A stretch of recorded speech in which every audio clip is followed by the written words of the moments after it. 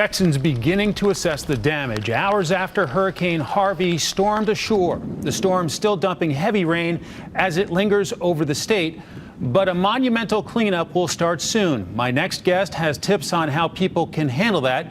Joining me now is August Matteis, a disaster relief attorney. And sir, what about this moment, a major disaster for a new president and President Trump and his disaster professionals? Good afternoon, Mike. I think that Hurricane Harvey is going to be a real interesting test for President Trump. I mean, on paper, it looks like he has very qualified people at the helm at FEMA. Brock Long seems like a very serious disaster relief guy, certainly not a political hack. Eric Heiberger, his chief of staff, a veteran, longtime veteran at FEMA from 9/11 and the 2004 hurricane season. So I really think these guys have potential, but the question is what they're going to do and whether they're going to make their boss look like a hero or a goat when all is said and done. Is President Trump going to be the president who really cares deeply about people and takes care of them at their moments of need?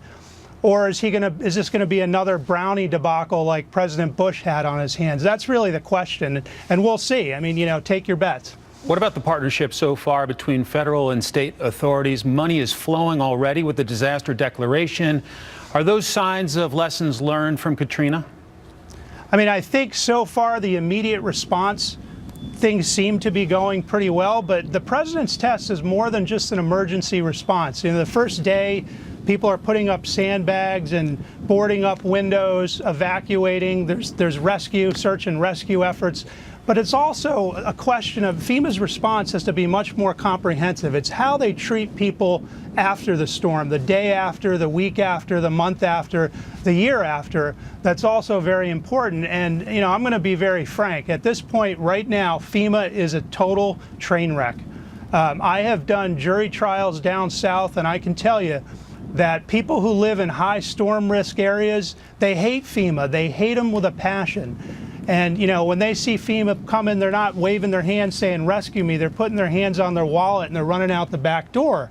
And people, I hate to say that about our government, but it's just the God's honest truth that people have good reason for the mistrust, especially people who have paid premiums on their flood insurance policies for years. And then when a storm actually hits, they don't get paid enough money to even rebuild their home and move back in.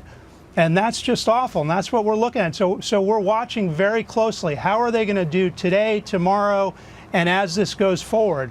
And we'll see. History is going to be the judge, and this is a very important moment for Mr. Trump and his presidency. Sure. For all those who, lose all of their personal belongings in Hurricane Harvey, is your message that even under the best scenario, it's going to take a long time to recover?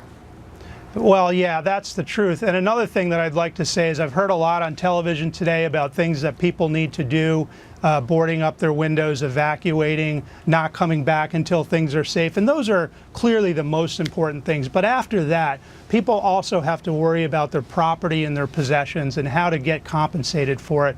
And, one of the big things there is document your losses. You just have to. You have to assume that FEMA and its insurance companies and other insurance companies are going to abuse you. And I hate to say it, but it's true. So take pictures of everything. If you've taken pictures before the storm, that's ideal. Take as many pictures as you can right after the storm, because you will be put to the test.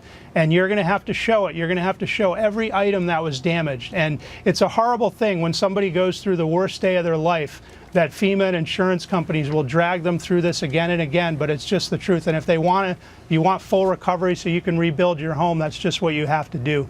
And we can see now, 5 years later after Hurricane Sandy, that wasn't during Mr. Trump's administration, certainly, but those people still, thousands of them, have still not gotten paid on their flood insurance claims 5 years later.